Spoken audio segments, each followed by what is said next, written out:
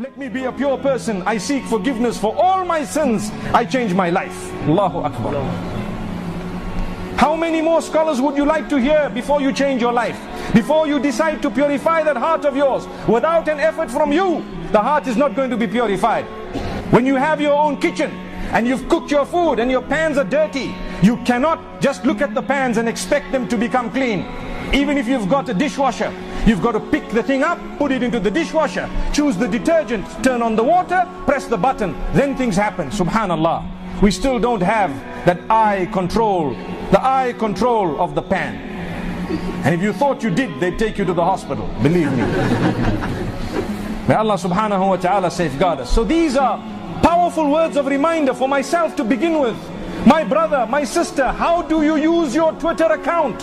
What type of a profile do you have?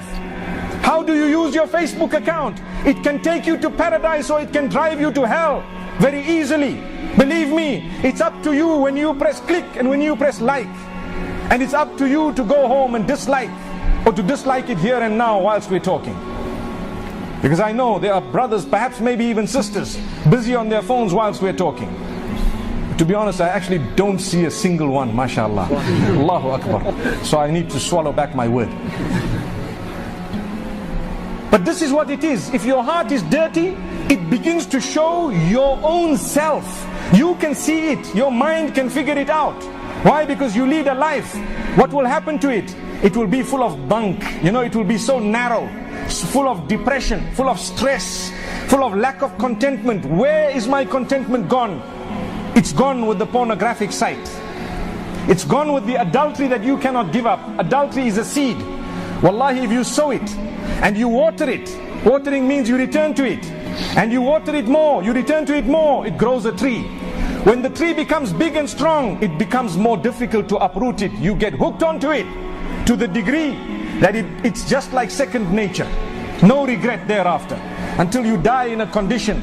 May Allah safeguard us. We had some brothers who came to me some time back telling me, you know, what do we do? Our father was looking like such a religious man and he died in the midst of 2 prostitutes with beer bottles. Do you want that to be the end of your life? May Allah protect us all. Na'udhu billah. May Allah safeguard us. Well, if that's the case, do not let that be a probability. Rather, let salah be a probability, possibility. If you engage in 5 salah, the chances of you dying in salah are very great. Do you know that? There are so many who have died in sujood and ruku'. But if you don't read salah, there is no chance of that happening to you. Not at all. May Allah subhanahu wa ta'ala take us away whilst we are in His obedience.